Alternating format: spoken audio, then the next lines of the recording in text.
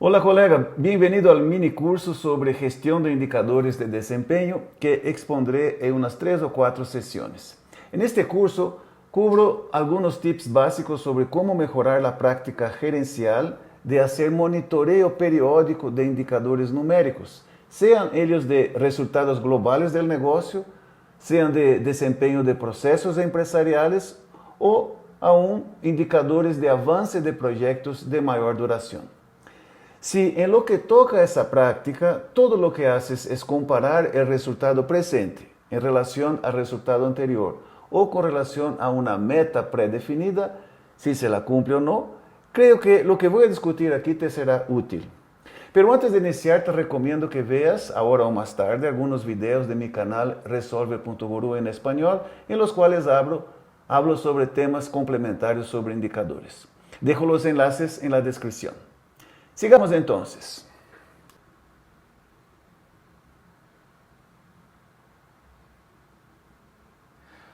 Ok, el contenido que vamos a cubrir aquí, primero, sesión 1, hablaremos sobre algunos conceptos fundamentales, conceptos de fondo, que sostienen una práctica coherente de monitoreo de indicadores. Enseguida vamos a ver el tema de la variabilidad. Todo lo que medimos varía. Entonces hay que interpretar correctamente la variabilidad a fin de tomar mejores decisiones. Eso es lo que tratamos aquí. Enseguida, algunos tips prácticos para monitoreo de indicadores como práctica gerencial, el asunto principal del curso. Y en la sección 4 les hablo sobre una forma que recomiendo de hacer ese monitoreo a través de un proceso gerencial llamado análisis de desempeño del negocio. Dejo también algún material complementario con más detalles técnicos sobre los temas que vamos a ver aquí. En la sección 1, conceptos fundamentales, vamos a tratar de analizar y poner ahí un ojo crítico sobre ciertas prácticas y qué es la forma de pensar que está aquí por detrás, que sostiene a veces prácticas equivocadas en el ambiente empresarial. Ok, iniciamos por aquí reconociendo que todo sistema existe para cumplir un propósito o misión. En el caso de un sistema de negocios, un sistema empresarial o hasta una organización cualquiera, una institución, el propósito acaba siendo crear valor para alguien, para un tercero, para un cliente. Entonces, estoy aquí hablando de manera muy genérica, muy conceptual, pero eso se aplica a empresas. Y a su vez, para que este sistema cumpla su misión, su propósito central, depende de que ciertas partes, ciertos subsistemas, cumplan a su vez su función en un nivel más restricto, ¿no? Ahora, si es realmente un sistema, entonces necesariamente el cumplimiento del propósito central del sistema requiere que esas partes interactúen entre sí, interactúen sistémicamente. Ok, hasta aquí vamos bien, creo que es sentido común, ¿no? Todo el mundo acepta eso, pero aquí va una pregunta. Si estás de acuerdo con esas declaraciones, ¿puedes mencionar alguna práctica empresarial que sea contradictoria a eso? Dejo un tiempito para que pienses, si quieres pausa el video y vamos a ver una respuesta haciendo una discusión conjunta. Ok, si has reflexionado un poquito, creo que la práctica que contradice eso es la manera tradicional de operar a las empresas a través de departamentos, de áreas, de islas de áreas y departamentos en las empresas. Eso contradice, porque ¿qué es lo que vemos aquí? Vemos que establecemos metas, objetivos para el funcionamiento separado de cada departamento, pero frecuentemente no diseñamos y ni siquiera a veces clarificamos essas interações sistêmicas, que são fundamentais, absolutamente indispensáveis para que la empresa como un todo pueda cumplir su misión, ¿no? Entonces, cuando eso no está claro, cuando esos flujos entre áreas y departamentos, que son los procesos empresariales, cuando eso no está claramente definido, fatalmente ese sistema va a encontrar deficiencias. Eso es lo que vengo observando a lo largo de décadas en las empresas. Muy bien. Entonces, lo que estamos considerando aquí en esta sección no son apenas consideraciones filosóficas, ¿no?, etéreas, sin un significado práctico. Son cosas, sí, que me parece que tienen mucha relevancia en la práctica.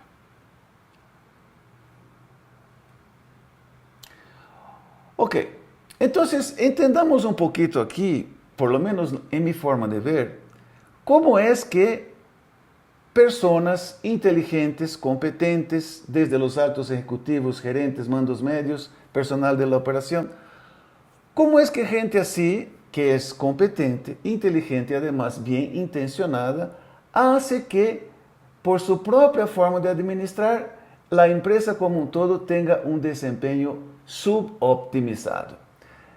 Eso es lo que yo llamo el paradigma de la fragmentación aditiva. ¿Qué dice ese paradigma? Creo que la premisa central no es esa.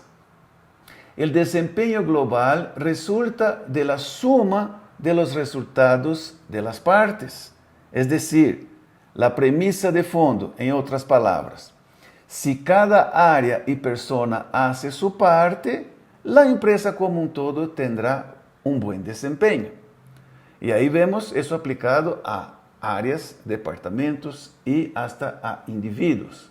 Les ponemos metas, objetivos de algún indicador de desempeño y estamos tácitamente, cuando hacemos esto, asumiendo esta premisa de que si cada cual cumple su meta, su objetivo específico, esa suma de esfuerzos va a resultar en un buen desempeño de la empresa.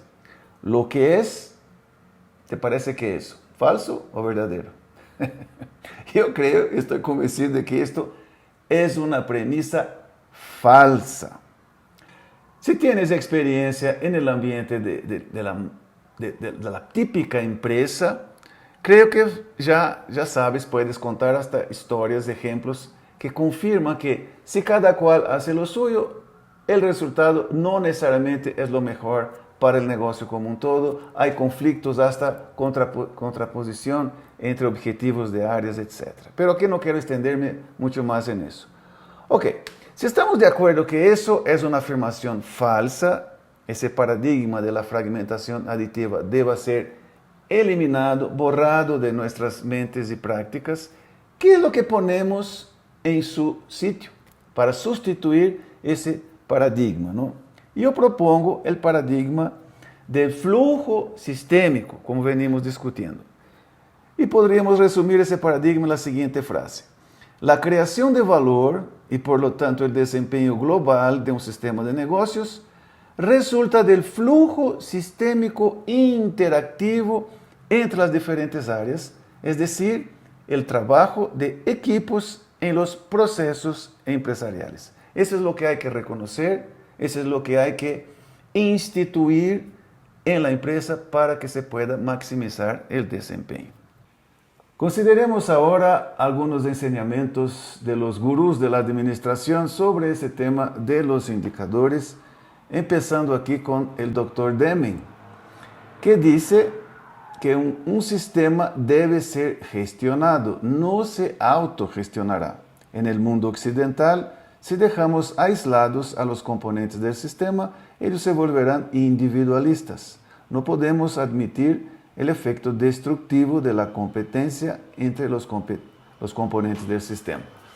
Que es justo lo que hablábamos antes ya de esas interacciones sistémicas y de la necesidad de que la alta administración haga un diseño organizacional que tome en cuenta estas interacciones entre las diferentes partes, en el caso de una empresa, los departamentos, las áreas de una empresa, para que entonces el sistema pueda tener un desempeño óptimo.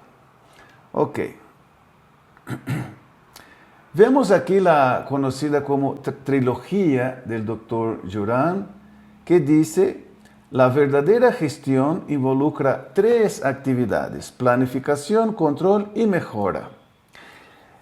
Y si usted reflexiona un poquito más sobre esta frase, para que amerite una actividad humana, amerite el nombre de gestión, debería tomar en cuenta esas 3 cosas, ¿no? Planificar, controlar y mejorar. Pero la práctica más común, por mucho, en las empresas, ¿cuál es? Si observamos atentamente, vamos a ver que es esencialmente, diría que un 90% del tiempo, control, control, control. Muy poco de pensamiento más amplio, pensamiento sistémico, análisis, planificación y no tan constante un esfuerzo de mejora. Lo que más se ve es acción correctiva ante un problema ya ocurrido, ¿no? Muy poco de prevención. Entonces, deberíamos desarrollar mejor esas otras áreas, la cuestión de la planificación de la mejora, para poder hacer mejor gestión. Y eso incluye el análisis, la toma de decisiones con relación a los resultados, a los indicadores de desempeño del negocio. Eli Goldratt, el creador de la teoría de las restricciones, esa mente brillante que nos dejó todo un legado de conocimiento, afirma que no todo cambio es una mejora, pero toda mejora es un cambio. Y lo interesante de eso es constatar que muchas veces se busca mejora sin querer un cambio.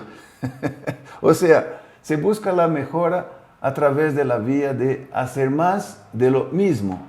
Obviamente ese no es el mejor camino.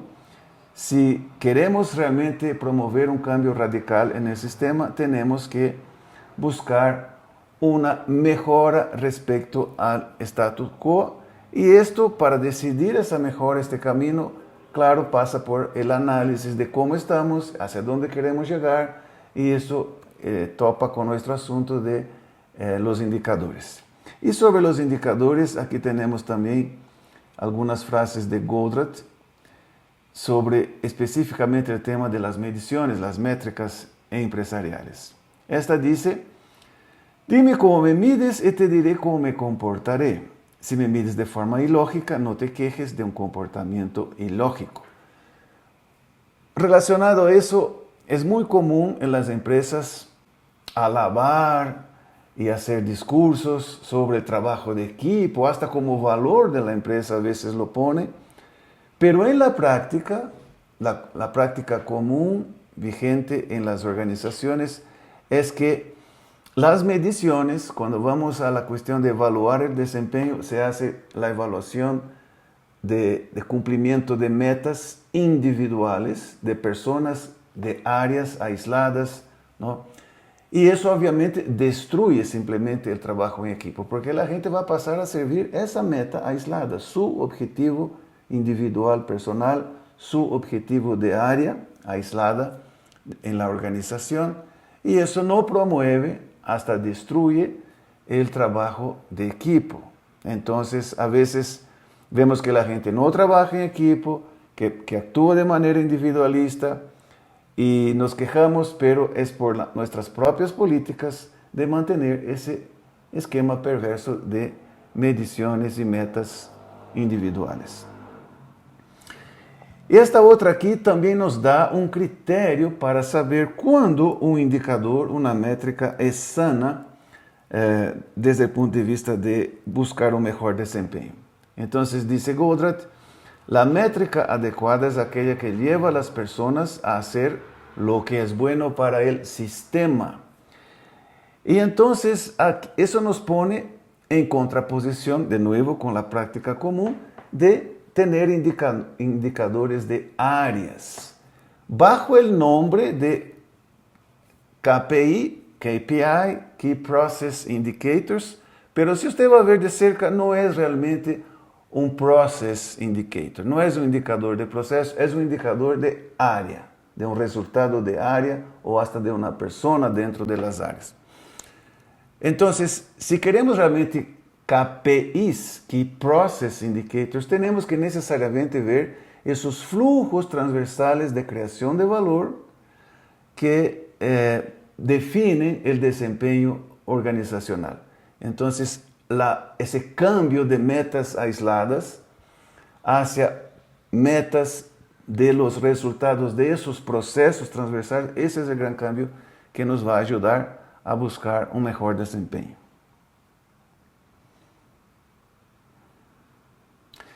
Y entonces, ¿por qué insisto en esa parte más conceptual, más filosófica? Es justo por esto, ¿no?, que afirma aquí Albert Einstein. No podemos resolver nuestros problemas con el mismo pensamiento que usamos cuando los creamos.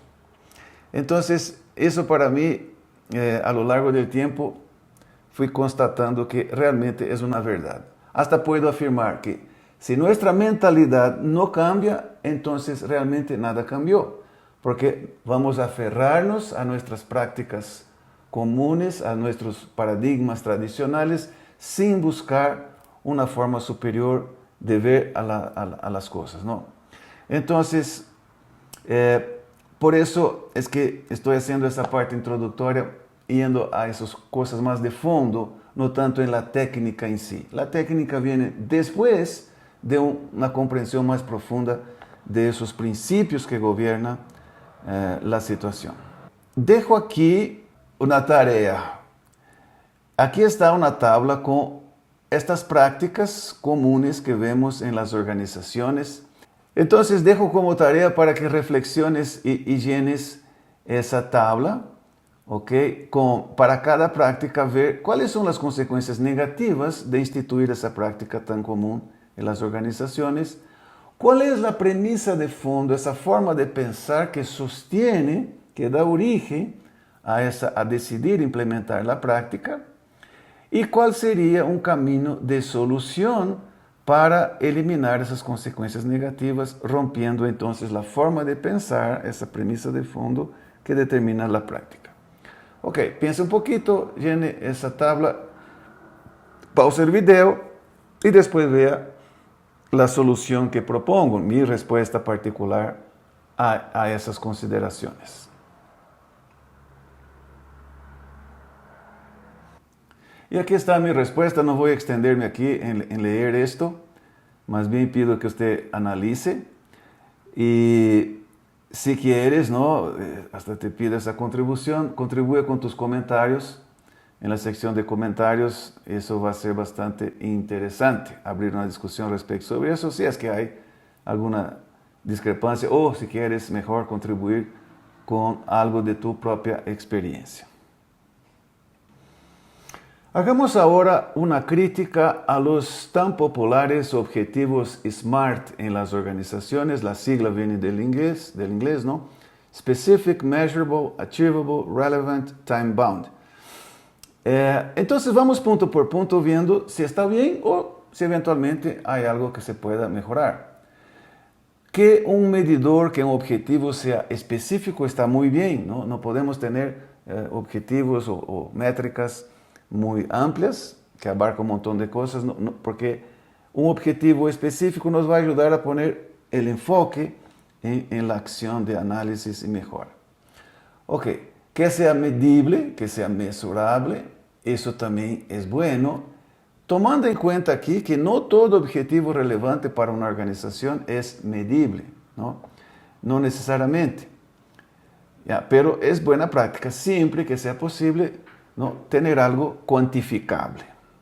Ok, ahora aquí el A de SMART es achievable, ¿no?, que sea realizable. Pero aquí va un primer cuestionamiento. ¿Cómo sabes que se puede alcanzar una meta numérica específica, ¿no?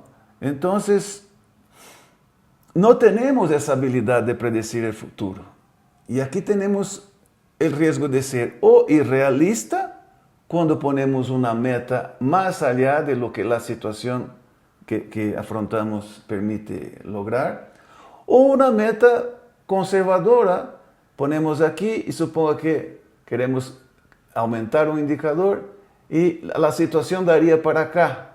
Entonces, sea de un lado, sea de otro, o provocamos frustración cuando la meta es irrealista, a pesar de haber realizado un excelente trabajo, era de reconocer el trabajo del equipo, o entonces conservador, ponemos una meta conservadora que sabemos que vamos a lograr y dejamos de cosechar el beneficio que se podría sacar de la situación. Y eso porque no tenemos esa capacidad de predecir el futuro, a pesar de que lo deseamos. Ahora, ¿por qué entonces gente inteligente, gente competente y bien intencionada hace cosas de ese tipo? Impone a priori, antes mismo de decidir las acciones, impone el cumplimiento de ciertas metas numéricas específicas. ¿Por qué? ¿No? ¿Cuál es la premisa de fondo? Me parece que es lo que yo llamo el paradigma de la indolencia humana. Es creer que las personas son apáticas respecto al trabajo y si no les ponemos una presión, poniéndoles un numerito para que persiga, la gente no se mueve. Bueno, si ese es el tipo de persona que tienes o estás cultivando, ¿no? Desarrollando en la empresa, no es ese tipo de persona en un ambiente de excelencia empresarial. O sea, si la gente solo se mueve, si les forzamos a que se muevan, ya no es el perfil de persona adecuado. Ok, veamos aquí la cuestión de que sea relevante. Obviamente, eso está bien, tiene que ser algo que vale la pena perseguir, ¿no? Un resultado relevante para la organización. Ahora, otro cuestionamiento viene aquí en ese time bound, o sea, además de ser cuantificable, achievable, ¿ya? O medible, algo específico, tiene que definirse según el criterio SMART un plazo, ¿no? Un tiempo predefinido para lograr ese resultado específico. De nuevo se cuestiona eso, porque cabe la misma crítica. No sabemos exactamente en qué tiempo vamos a lograr un resultado, así como no sabemos cuánto del resultado vamos a lograr. Eso también es cuestionable, ¿no? Y esto, si queremos realmente, si somos forzados a establecer un plazo, nuestra tendencia natural va a ser establecer un plazo, un objetivo para el corto plazo. Cuando tenemos ya en el corto plazo es más predecible las cosas, ¿no? Respecto a una meta que se podría poner más a mediano y largo plazo. Entonces eso nos empuja a ser más inmediatistas, a buscar solo cosechar las cositas que están ahí más cerca de nuestra percepción, lo que obviamente no es una buena práctica. Profundizando un poquito más, ¿qué podemos decir? La forma de pensar que está por detrás de los objetivos SMART. Las premisas de fondo son: lo que no se mide de forma cuantificable no se puede gestionar. Esto es muy popular por ahí, pero no necesariamente es una verdad. Eso para mí hasta falso, porque hay cosas muy relevantes que no se puede cuantificar. Por ejemplo, ¿cuánto cuesta para una organización un cliente insatisfecho? No sabemos. Sabemos que es relevante, que es importante, ¿no? Un cliente insatisfecho no, se va de la organización, deja de ser fiel y con eso perdemos ventas futuras que no sabemos cuántas serían, ¿no? Solo para dar un pequeño ejemplo. La premisa, como ya comentaba, también de que conocemos a priori cuánto se puede mejorar en una determinada situación. No tenemos, infelizmente, esa habilidad, ¿ok? Y esta que ya les comentaba, ¿no? El paradigma de la indolencia humana. Si a las personas no les imponemos una meta numérica, ellas no se mueven. Ok, entonces vemos que son premisas falsas que sostienen esas prácticas. Algunos aspectos, como ya dije, son positivos, está bien, pero esos dos aquí son cuestionables. Y el otro que también está popular, que son los OKRs, ¿no? Viene del inglés de nuevo, Objective and Key Results. Eso inició en Intel con ese Andy Grove en los años 70 en Intel. ¿Y qué es eso? aquí un pequeño ejemplo para ilustrar.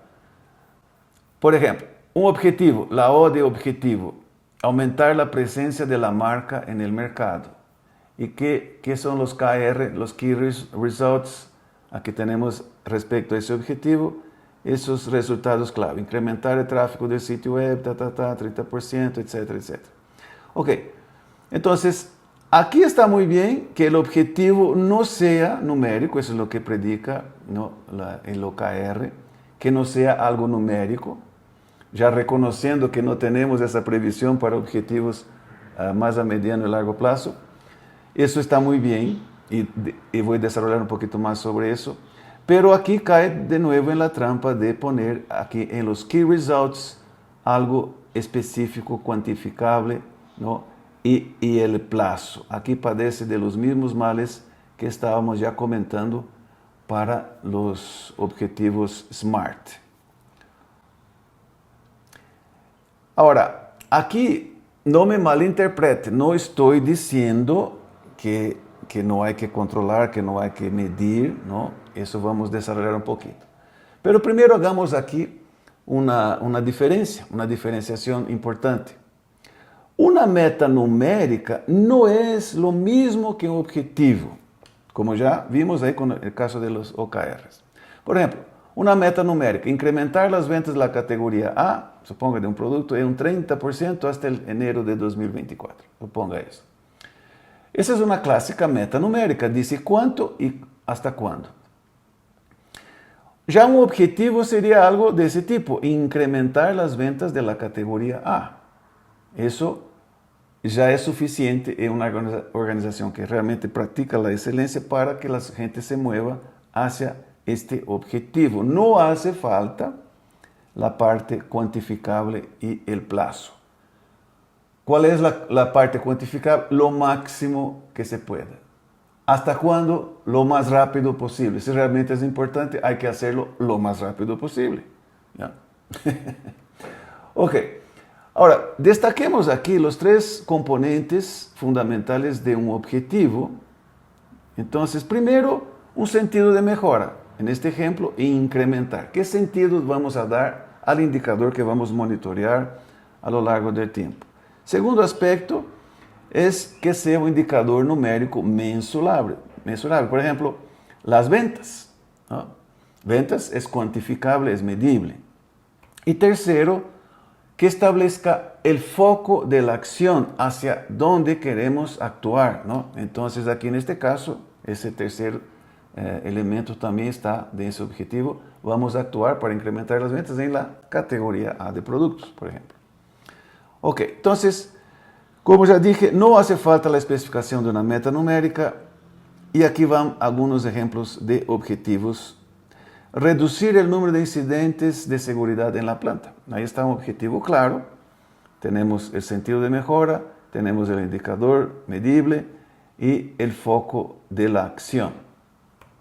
Otro ejemplo, incrementar la productividad. Supongo que estás cultivando rosas o flores, tallos exportables por hectárea. Ese es un indicador, ¿no? En el cultivo de rosas. Entonces, ahí está algunos ejemplos que tiene esa propiedad, esas tres propiedades de un objetivo organizacional. Aquí van esas aclaraciones, ¿no? Para que no me malinterpreten. No declarar una meta numérica no significa que no haya un objetivo. Como ya vimos, se hace la distinción del objetivo y de la meta numérica. Tampoco significa que no haya planificación. Al contrario, nos impulsa a detallar el análisis de la situación para que este indicador, ese objetivo, se maximice. No significa tampoco que no haya control y seguimiento. Al contrario, debemos hacer con la frecuencia que amerita hacer el seguimiento y control, que es justo el asunto de todo lo que vamos a hablar enseguida, ¿no? Ahora, si por alguna razón psicológica más profunda o tradición histórica en la organización, si se decide trabajar con metas numéricas, que por lo menos estas sean asignadas a procesos o proyectos empresariales que son resultado de trabajo de equipo y no a individuos. Si se insiste en la práctica de establecer metas numéricas a individuos, ahí empieza una serie de consecuencias negativas que ya vengo comentando en otros videos del canal Resolve.guru. Ok, entonces, ¿cómo establecemos mejores prácticas? ¿Cuáles serían algunos tips, algunas directrices generales sobre indicadores? Primero, deben estar alineados y estar en concordancia con los objetivos más globales del negocio. Tiene que haber un alineamiento hacia la estrategia más amplia del negocio. Deben expresar, como ya les comentaba, resultados de procesos transversales de alto impacto para el negocio. Esos son las formas de creación de valor de manera rutinaria, sistemática en la organización. Deben ser una expresión numérica del cumplimiento de la finalidad del proceso. O sea, todo proceso tiene que estar muy claro para qué existe, qué es lo que cumple, cuál es la particular forma de crear valor de este conjunto de actividades que es el proceso. Y el indicador debe ser una evidencia numérica de que estamos cumpliendo la finalidad. Deben entenderse como resultados de trabajo de equipo y no de individuos aisladamente. A veces vemos eso, un resultado que claramente, por ejemplo, ventas, es el resultado de trabajo de todo un equipo. Depende de la producción, depende de manejo de inventarios que hacen otras áreas de la empresa, pero se establece, a pesar de que sea realmente en la práctica el resultado de trabajo de equipo, se asigna la responsabilidad a un individuo, ¿no? Y eso es una contradicción en sí. Entonces, esos resultados de procesos transversales siempre va a ser resultado de equipo. Outra coisa importante também de observar é que são as ações que conllevam a los números e não al revés. Então, isso já les comentava antes, a mala prática de estabelecer a priori metas numéricas e depois fazer pressão para que se cumpra. Al contrário, devemos estabelecer os objetivos según as diretrizes, os critérios que les passava antes, estabelecer objetivos e desencadenar toda uma série de análisis, de decisión de acciones, de un plan de acción, para entonces poder llegar a impactar lo máximo posible al objetivo. O sea, las acciones que vienen de análisis, toma de decisiones por parte de los equipos, eso es que produce los mejores resultados, y no la imposición arbitraria a priori de un número específico. Y aquí, desarrollar en las personas de la organización, en los equipos, la capacidad de interpretar resultados, comprender las causas por detrás de esos resultados y planificar las acciones de mejora, actuando en equipo. Esto es un rasgo cultural que se debe desarrollar, cultivar en la organización, y esto es más importante que el resultado específico en sí que se cumpla. Porque un equipo que se habitúa y crea mecanismos para hacer eso, es un equipo que está preparado para afrontar cualquier tipo de situación en el futuro con mucho más impacto, con mucho más productividad, ¿no? Ok, si has aprendido algo relevante hasta aquí, ponme por favor tu comentario, contribuye con tu experiencia y eso va enriqueciendo nuestro aprendizaje.